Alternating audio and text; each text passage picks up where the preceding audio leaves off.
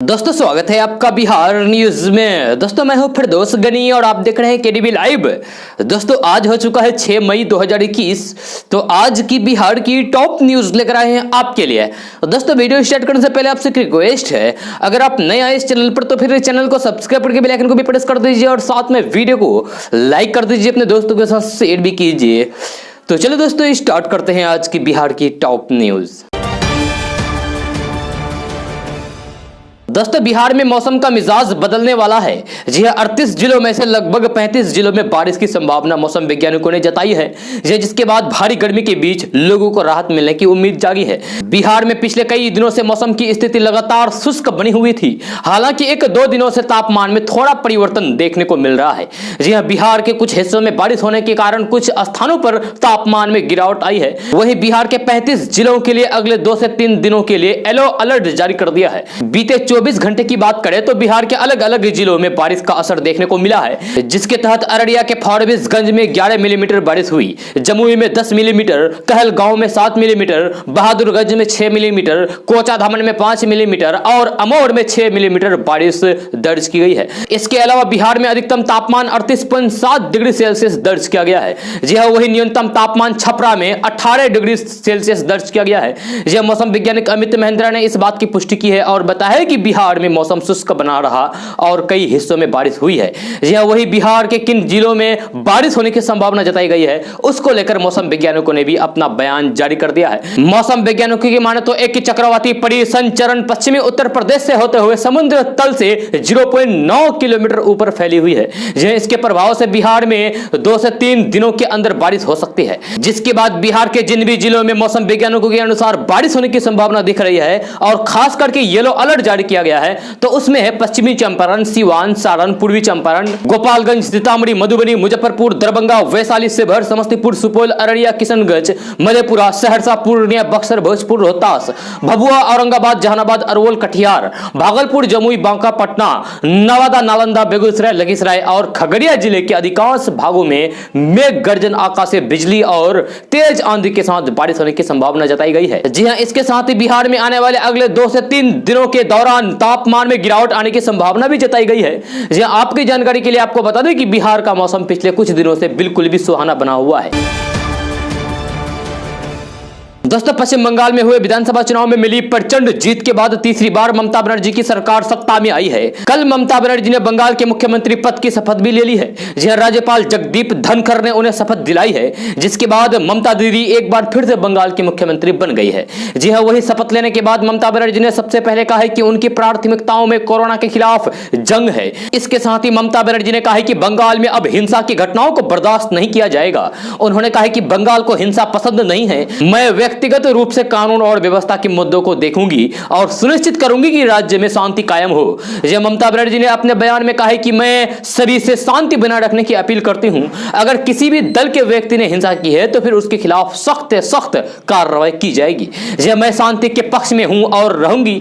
मुख्यमंत्री ममता बनर्जी ने आगे कहा है कि कानून और व्यवस्था नियंत्रण पिछले 3 महीनों से इलेक्शन कमीशन ऑफ इंडिया यानी कि ECI के अधीन था। चुनाव आयोग ने काफी अधिकारियों को बदल दिया था, जिन्हें फिर से बहाल किया जाएगा। जो उन्होंने कहा है कि मैंने अभी शपथ ली है और मैं अब ये सुनिश्चित करूंगी कि शांति बनी रहे। दोस्तों एक और जहां कोरोना की दूसरी लहर ने देश में हाहाकार मचा रखा है, तो कोरोना के कारण कई लोगों की जान भी जा रही है। जी हां, वही गुजरात से आई एक तस्वीर को देखकर यह कहा जा सकता है कि यहां लोगों को कोरोना का कोई भी डर नहीं है, ना तो उन्हें अपनी फिक्र है और ना ही दूसरों की। दरअसल यह तस्वीर कोरोना महामारी को भगाने के नाम निकाले गए शोभा यात्रा की है। यह श्रद्धालुओं को विश्वास है कि ऐसा करने से देश से कोरोना भाग जाएगा।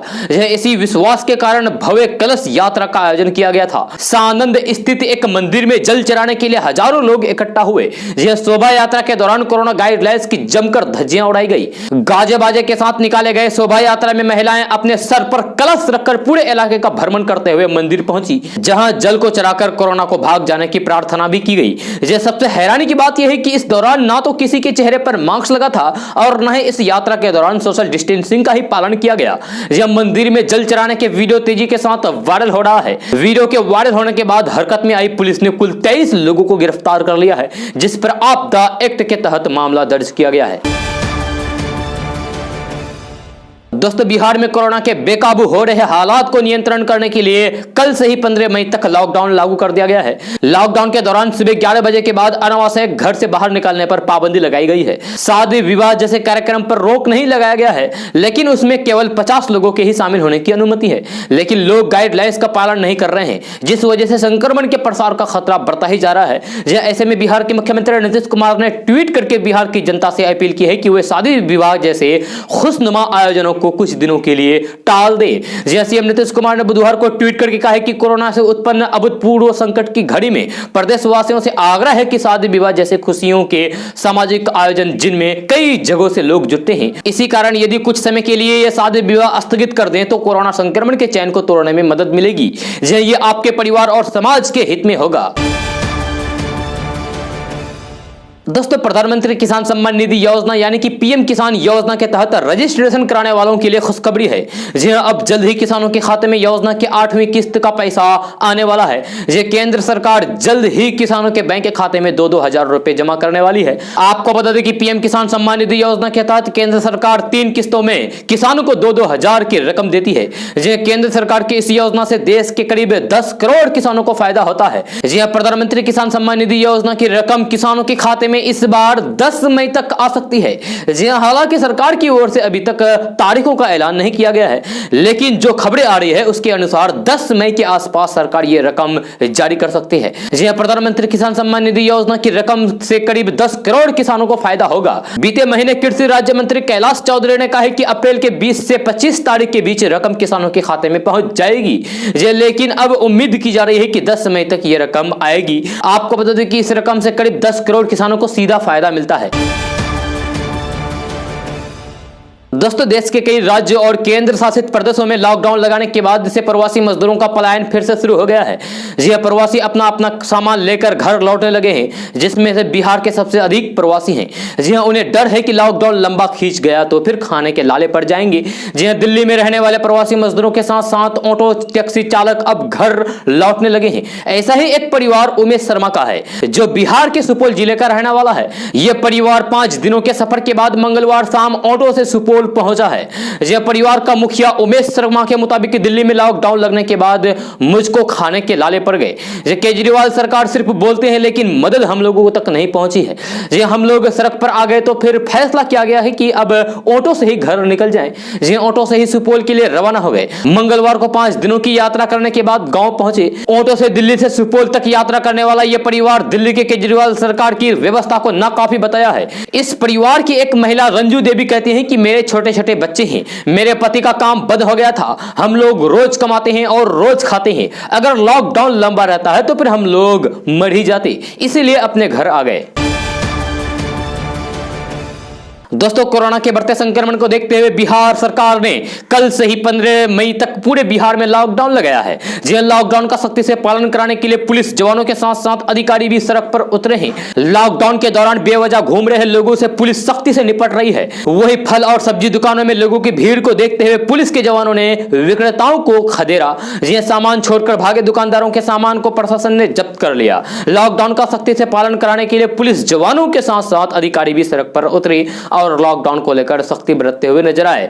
जी, बाजारों में उमड़ी भीड़ को देखते हुए अधिकारियों के निर्देश पर पुलिस जवानों ने फल और सब्जी विक्रेताओं को खदेड़ा और दुकानदारों के सामान को भी जब्त कर लिया। जी, जिला प्रशासन सड़कों पर उतरकर बेवजह घूम रहे लोगों से सख्ती से निपट रही है और कड़ी हिदायत देकर उन्हें बेवजह घरों से बाहर ना निकलने की अपील भी कर रही है। दोस्तों, कुरान शरीफ के 26 आयतों को हटाने के लिए सुप्रीम कोर्ट में याचिका दाखिल करने वाले शिया वक्फ बोर्ड के पूर्व चेयरमैन वसीम रिजवी का एक और बयान सामने आया है, जो मुस्लिम समुदाय को आक्रोशित कर सकता है। जी, वसीम रिजवी ने एक वीडियो संदेश जारी करते हुए कहा है कि कोरोना महामारी खत्म होते ही देश में CA और NRC लागू किया जाए, क्योंकि बंगाल चुनाव के नतीजे ने दिखा दिया है कि बांग्लादेशी घुसपैठियों ने हिंदुत्व के खिलाफ एकजुट होकर ममता बनर्जी को वोट दिया। यह हिंदुस्तान के लिए अच्छे संकेत नहीं है। जी, वसीम रिजवी ने अपने ने वीडियो संदेश में मांग की है कि देश भर से छोटे मदरसे बंद होने चाहिए। जी वसीम रिजवी ने कहा है कि बंगाल का चुनाव इसका उदाहरण है कि वक्त आ गया है कि देश में सीए और एनआरसी लागू किया जाए। उन्होंने कहा है कि बंगाल में सबसे ज्यादा बांग्लादेश के मुसलमान घुसपैठ किए हुए हैं। हिंदुस्तान में जहां जहां घुसपैठी हैं वह एक मकसद के तहत आए हैं। बंगाल के चुनाव में भारतीय जनता पार्टी के खिलाफ और हिंदुत्व के खिलाफ एकजुट होकर उन्होंने ममता बनर्जी को वोट दिया। जहां मुस्लिम निर्णायक वोट था वह सभी सीटें ममता बनर्जी ने जीती है। यह मुसलमान किसी के वोट बैंक नहीं है, किसी सियासी पार्टी के साथ नहीं है, वह हिंदुत्व और बीजेपी के दुश्मन है। वो उसी को वोट देते हैं जो बीजेपी को हरा रही है। दोस्तों बिहार में कल से 15 मई तक लॉकडाउन लगाया गया है। इस दौरान जरूरी सेवाओं को छोड़कर सभी सेवाओं पर प्रतिबंध रहेगा। ऐसे में यह सवाल उठ रहा था कि रोजाना कमाने खाने वाले कैसे दिन गुजारेंगे, उनका पेट कैसे भरेगा। इन सभी सवालों पर विराम लगाते हुए सरकार ने मई में मुफ्त राशन देने का ऐलान किया है।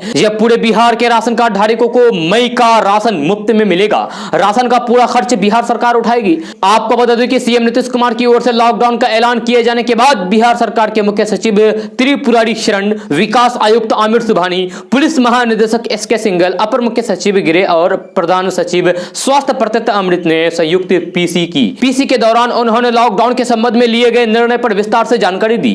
पीसी के दौरान यह ऐलान किया गया है कि राज्य के सभी राशन कार्ड धारकों को मई महीने में राशन की प्राप्ति के लिए किसी भी राशि का भुगतान नहीं करना होगा। बिहार सरकार की ओर से यह फ्री में दिया जाएगा। दोस्तों बिहार में कोरोना संकट की वजह से महात्मा गांधी सेतु और कोइलेवर पुल सहित करीब 400 सड़क परियोजनाओं के निर्माण में देरी होगी। ये अपने तय समय पर पूरा नहीं हो सकेंगे। इसका कारण पथ निर्माण विभाग के अधिकारियों कर्मियों सहित बड़ी संख्या में मजदूरों को भी संक्रमित होना है। इन सड़क परियोजनाओं में करीब आधा दर्जन मुख्य सड़कों का निर्माण इस साल पूरा होना था, अब उनको पूरा होने में भी देरी होगी। इसके साथ ही इन परियोजनाओं से रोजगार सृजन की संभावना पर भी ग्रहण लग गया है। सूत्रों का कहना है कि कोरोना संक्रमण की वजह से पथ निर्माण विभाग की करीब 2/3 परियोजनाएं प्रभावित है। खासकर मजदूरों में संक्रमित होने की वजह से उनमें डर होने से काम में बड़े पैमाने पर बाधा आई है। काम की गति बहुत धीमी हो गई है। दोस्तों पश्चिम बंगाल में ममता बनर्जी एक बार फिर से सीएम पद की शपथ ले ली है। टीएमसी चीफ ममता बनर्जी तीसरी बार मुख्यमंत्री बन गई है। बंगाल के सीएम के तौर पर तीसरी पारी खेलने के लिए तैयारी कर रही ममता बनर्जी को फायर ब्रांड राजनेता भी कहा जाता है। उन्होंने 15 साल की उम्र में ही राजनीति में कदम रख दिया था। ममता बनर्जी एक बंगाली हिंदू परिवार से ताल्लुक रखती है और इनका जन्म पश्चिम बंगाल के कोलकाता में हुआ था। मेडिकल सुविधाओं के अभाव में उन्होंने 17 साल की उम्र में ही अपने पिता प्रोमिलेश्वर बनर्जी को दिया। सादगी पसंद ममता बनर्जी एजुकेशन के मामले में देश के कई बड़े राजनेताओं से काफी आगे हैं। उन्होंने साल 1970 में अपनी हायर सेकेंडरी बोर्ड परीक्षा देश बंधु शिक्षालय से पास की और उसके बाद जोग माया देवी कॉलेज से इतिहास में बैचलर डिग्री हासिल की। इतना ही नहीं, मुस्लिम समुदाय पर सदी हुई राजनीति करने वाली ममता बनर्जी ने यूनिवर्सिटी ऑफ कलकत्ता से इस्लामिक के इतिहास में मास्टर की डिग्री भी प्राप्त की है। इसके बाद श्री शिक्षायतन कॉलेज से शिक्षा की डिग्री और जोगेश चंद्र चौधरी लॉ कॉलेज कोलकाता से कानून की डिग्री प्राप्त की है। उन्होंने Kalinga Institute of Industrial Technology Bhubaneswar से डायरेक्ट की मानद उपाधि भी प्राप्त की है। उन्हें कलकत्ता विश्वविद्यालय द्वारा डायरेक्टर ऑफ लिटरेचर की उपाधि भी से भी नवाजा गया है। ममता बनर्जी राजनीति में तब शामिल हुई जब वे केवल 15 साल की थी।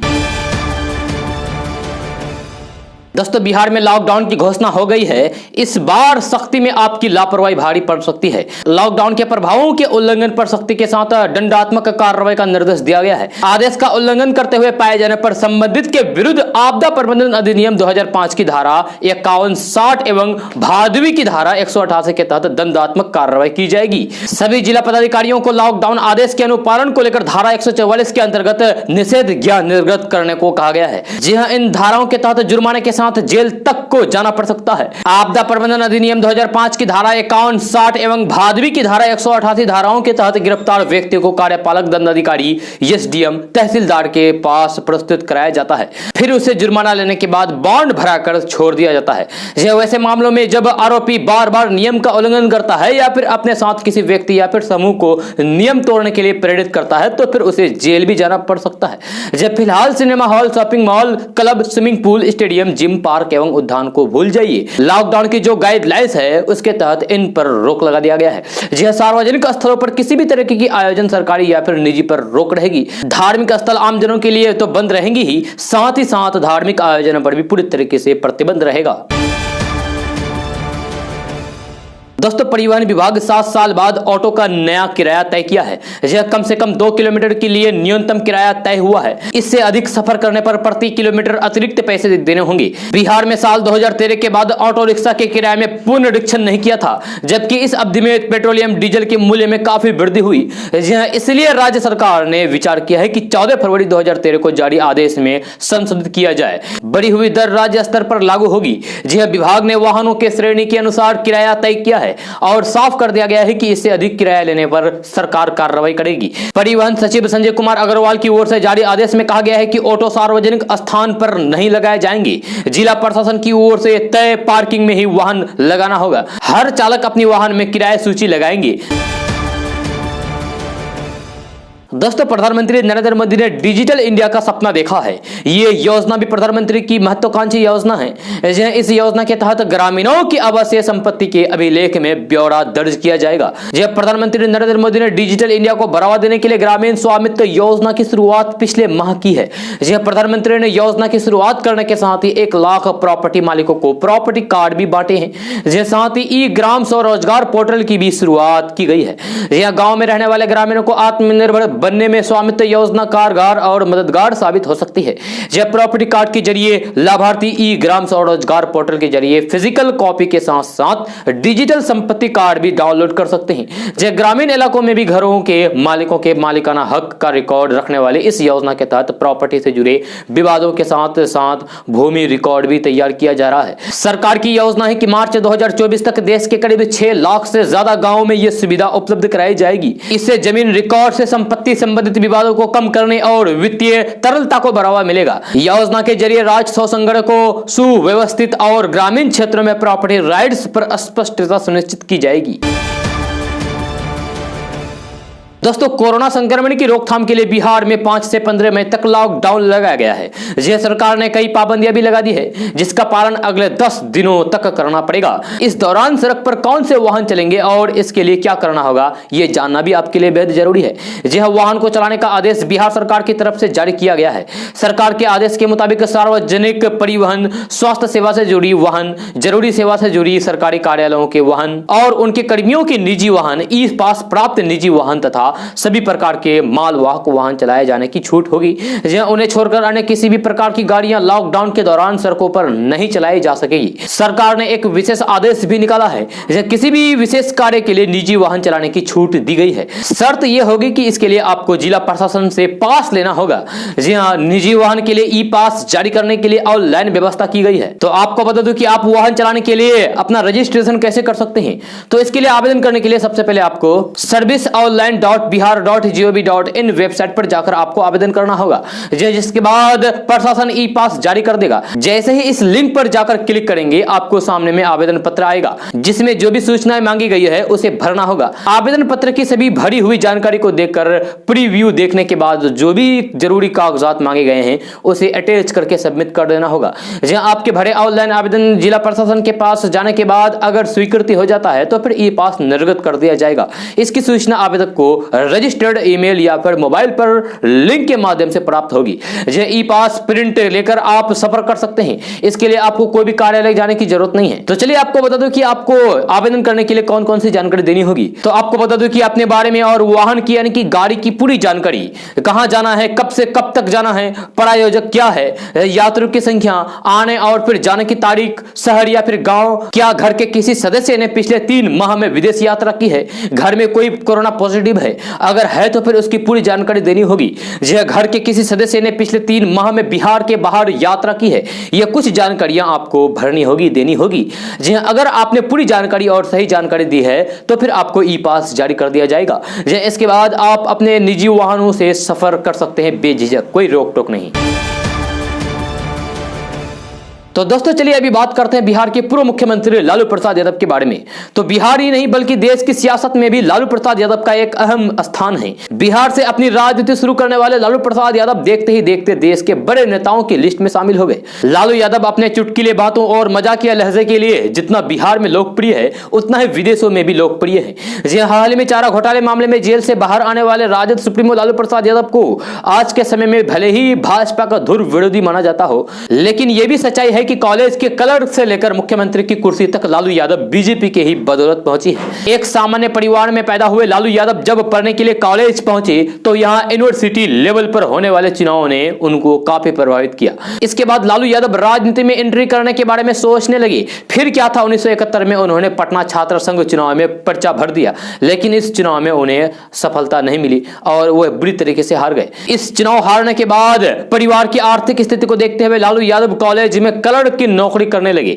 यह नौकरी करने के दौरान भी लालू यादव के मन में छात्र संघ चुनाव में हार की जो टीस थी वह खत्म नहीं हुई। यही वजह था कि नौकरी करते हुए एक बार फिर से 1973 में लालू यादव ने एक बार फिर से अध्यक्ष पद के लिए पर्चा भर दिया। इस बार लालू यादव ने समाजवादी युवजन सभा के बैनर तले पर्चा भरा था। यह वह समय था जब देश में अखिल भारतीय विद्यार्थी परिषद अपने संगठन का विस्तार कर रहा था, यानी कि एबीवीपी। यह पटना यूनिवर्सिटी में एबीवीपी संगठन ने लालू प्रसाद यादव की पार्टी का समर्थन किया। परिणाम यह हुआ कि इस चुनाव में लालू यादव भारी मतों से अध्यक्ष पद पर चुनाव जीत गए। इस चुनाव में सुशील कुमार मोदी महासचिव बने थे। यहां से लालू प्रसाद यादव का राजनीतिक कैरियर शुरू हो गया था। जब बाद में लालू यादव जनता दल पार्टी के सदस्य बन गए। राजनीति में अपनी दिलचस्पी की वजह से लालू यादव जल्द ही इस पार्टी के बड़े नेता बन गए थे। इसके बाद 1990 में वह समय भी आया जब चुनाव के बाद लालू यादव की पार्टी जनता दल को 324 में से 122 सीटें मिली, लेकिन बहुमत के लिए 163 सीट चाहिए था। ऐसे समय में भाजपा ने अपने 39 विधायकों के साथ जनता दल का समर्थन किया और प्रदेश में जनता दल की सरकार बन गई। जनता दल की सरकार में लालू प्रसाद यादव मुख्यमंत्री चुने गए। इस तरीके से लालू प्रसाद यादव ने अपने राजनीतिक करियर की शुरुआत एबीवीपी की मदद से ही की थी और फिर बाद में प्रदेश के मुख्यमंत्री भाजपा की मदद से बने थे। हालांकि बाद में लाल कृष्ण आडवाणी को गिरफ्तार करने के बाद भाजपा ने अपना समर्थन वापस ले लिया था, लेकिन तब तक लालू प्रसाद यादव राजनीति के मैदान के उस्ताद खिलाड़ी हो गए थे। उन्होंने भाजपा के विधायकों को तोड़कर अपनी सरकार बचा ली थी।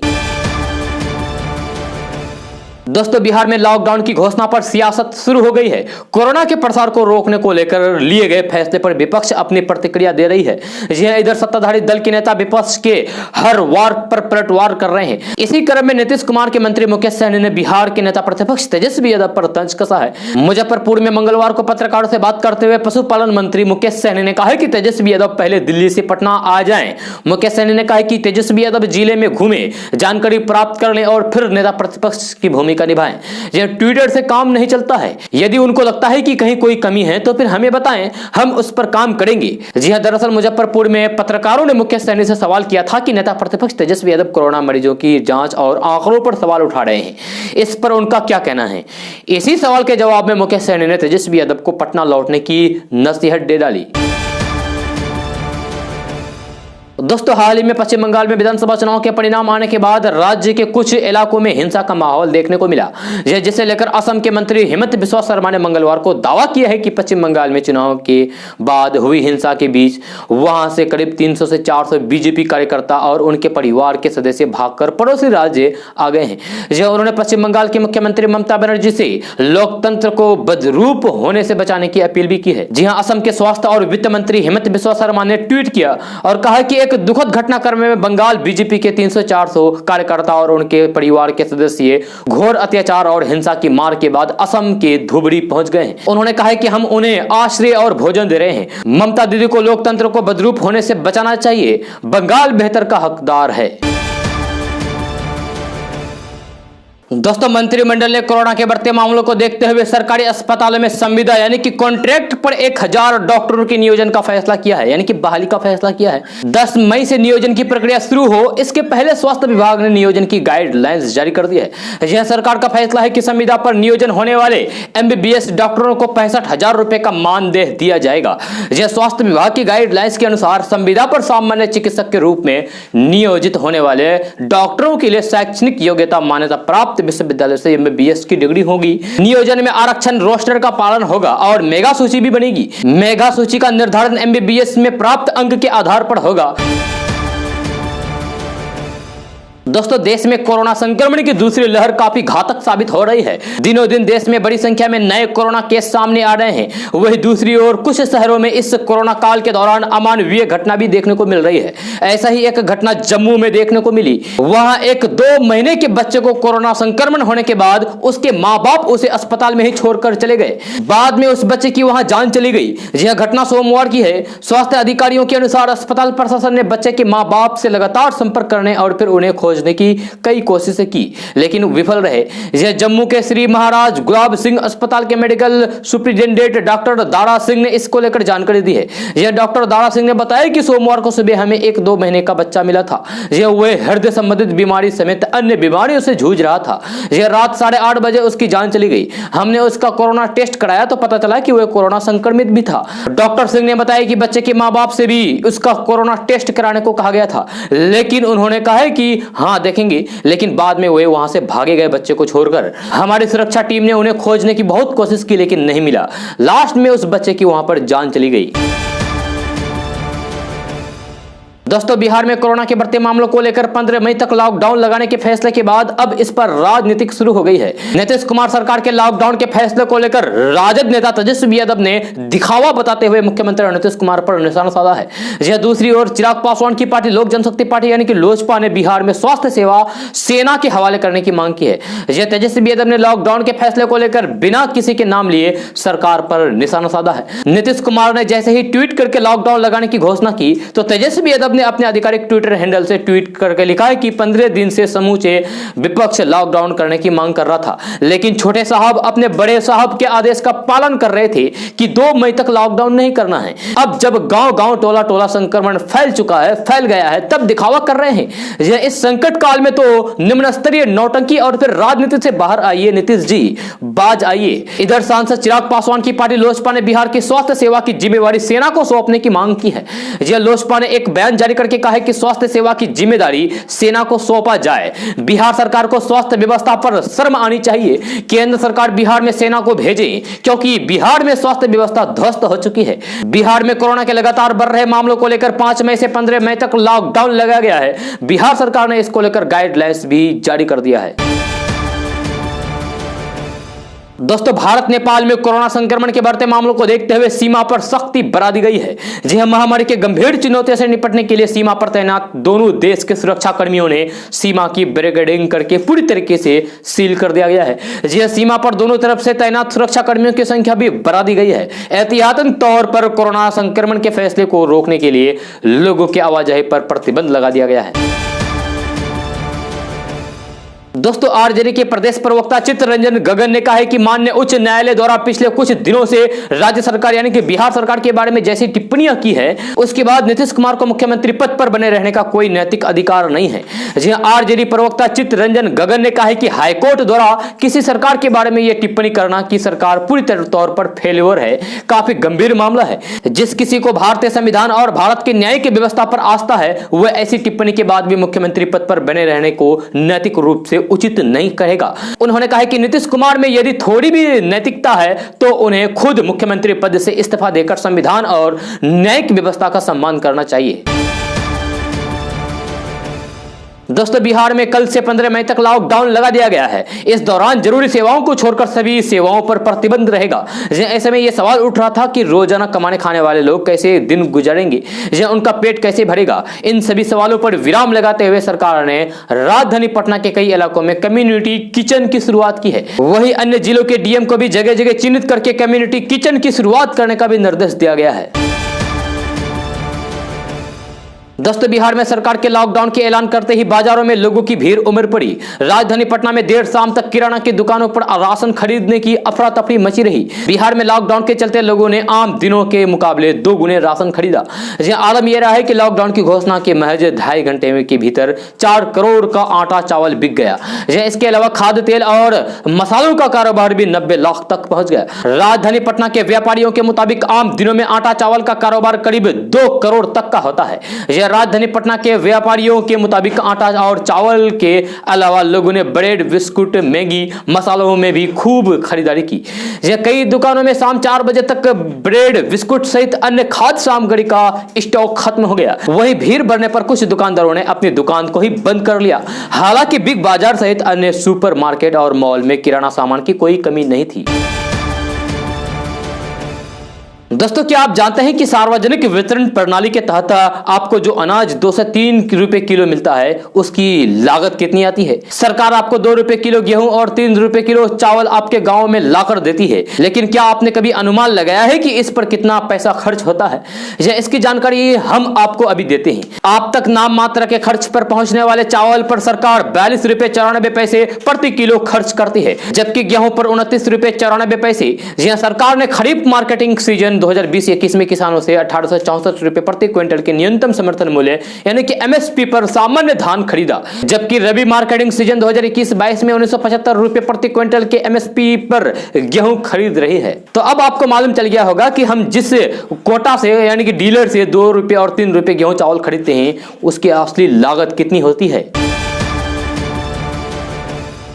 दोस्तों, बिहार में कोरोना के बढ़ते मामलों को लेकर सरकार ने बुधवार को 15 मई तक लॉकडाउन लगा दिया है। लॉकडाउन को लेकर पुलिस और प्रशासन भी सख्त नजर आ रही है। पैदल बेवजह घूमने वाले लोगों पर भी पुलिस सख्त से पेश आ रही है। यह पटना के एक वरिष्ठ पुलिस अधिकारी ने बताया कि लॉकडाउन का सख्ती से पालन करने के लिए 50 स्थानों पर चेक पोस्ट बनाए गए हैं। उन्होंने कहा कि बगैर काम के लिए निकलने वाले लोगों पर जुर्माना लगाया जा रहा है, जबकि जरूरी काम से निकलने वाले लोगों से आवश्यक कारण जाना जा रहा है। बिहार में कोरोना संक्रमण की बढ़ती रफ्तार में पटना में सबसे अधिक मरीज मिल रहे हैं। यही कारण है कि जिला प्रशासन किसी भी हाल में इस चेन को तोड़ना चाह रही है। पटना के जिलाधिकारी डॉक्टर चंद्रशेखर सिंह ने कहा है कि जिले की सीमाओं को सील कर दिया गया है तथा शहर में 50 अतिरिक्त दंडाधिकारियों की तैनाती की गई है। उन्होंने कहा कि बेवजह घर से निकलने वाले लोगों पर जुर्माना लगाया जा रहा है। दोस्तों, आज का न्यूज़ बस यहाँ तक। कैसा लगा जरूर अपना सुझाव दीजिएगा नीचे कमेंट बॉक्स में कमेंट करके। अगर आप नए आए इस चैनल पर तो फिर चैनल को सब्सक्राइब करके बेल आइकन को भी प्रेस कर दीजिए और साथ में वीडियो को लाइक कर दीजिए, अपने दोस्तों के साथ शेयर भी कीजिए। तो चलिए दोस्तों, फिर मिलते हैं अगली वीडियो में। जय हिंद, जय बिहार।